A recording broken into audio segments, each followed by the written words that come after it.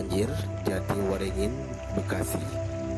Air semakin tinggi dan hampir mengenangi rumah masyarakat dan juga rumah-rumah pemukiman.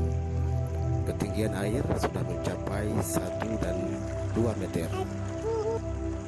Apabila semua penduduk negeri beriman dan bertakwa kepada Allah, maka akan Allah limpahkan rahmat yang banyak kepada mereka dari sisi yang tidak mereka ketahui.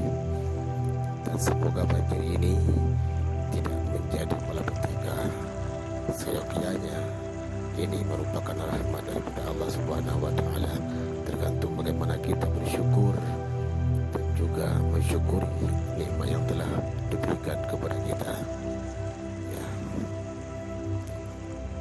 Semoga masyarakat bersama-sama dapat mengatasi banjir ini dan juga memberikan bantuan kepada warga yang sudah mengungsi dan juga warga-warga yang membutuhkan bantuan daripada dampak dan efek banjir ini.